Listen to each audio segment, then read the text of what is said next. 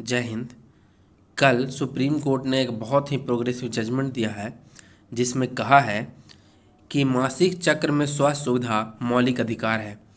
मासिक चक्र यानी कि मेंस्ट्रुएशनल साइकिल में स्वास्थ्य सुविधा मौलिक अधिकार है अंडर आर्टिकल 21 यानी कि अनुच्छेद 21 के तहत मासिक चक्र में स्वास्थ्य एक मौलिक अधिकार हुआ।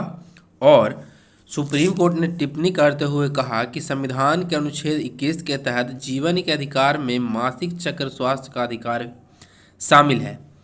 स्वच्छ मासिक धर्म प्रबंधन उपायों की अनुपस्थिति छात्राओं को या तो कक्षा से अनुपस्थित रहने या असुरक्षित तरीके को अपनाने या दोनों के लिए मजबूर करती है। यानी कि या तो वो लड़कियां क्या करती हैं, या तो क्लास बंक करती हैं या फिर क्लास छोड़ देती हैं या फिर किसी और तरीके से इसको रोकने का प्रयास करती हैं। तो सुप्रीम कोर्ट का एक बहुत ही प्रोग्रेसिव जजमेंट है। और सुप्रीम कोर्ट यहाँ ही नहीं रुका, उसने यह भी कहा, कोर्ट ने यह भी कहा कि स्कूलों में लड़कियों और लड़कियों के लिए अलग शौचालय होना चाहिए और इसकी अनुपलब्धता और सैनिटरी पैड तक पहुंच न होना संविधान के अनुच्छेद 14 यानी कि जो आर्टिकल 14 है के तहत किशोर लड़कियों के समानता के अधिकार का उल्लंघन है। यानी कि कोर्ट ने इसको 21-14 जोनों से जोड़ा है। एग्जाम के लिए भी हमारा महत्वपूर्ण क्वेश्चन बनेगा।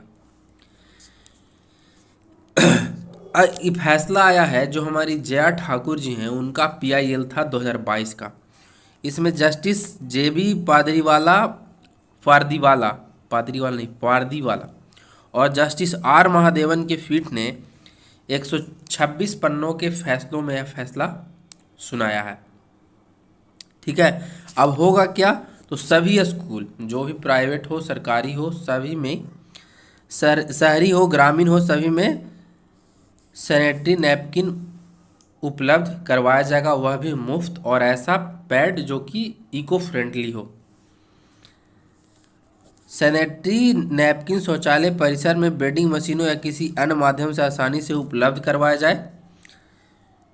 स्कूलों में मासिक धर्म स्वच्छता प्रबंधन कॉर्नर बनाया जाए जहां आपात स्थिति के लिए जरूरी सामान हो, और सभी स्कूलों में छात्र छात्राओं के लिए अलग शौचालय हो जिसमें हर समय पानी उपलब्ध हो। ठीक है, और एक बहुत अच्छा जजमेंट दिया गया है कि जो सैनिटरी पैड से जो कचरा निकलेगा उसका प्रबंधन का उपाय भी संबंधित सरकार करे, और सभी शौचालय इकाइयों में सैनिटरी सामग्री एकत्रित करने के लिए ढका हुआ कूड़ेदान होना चाहिए और उसका बराबर सफाई होना चाहिए, और लड़कों को भी जागरूक किया जाना चाहिए। धन्यवाद।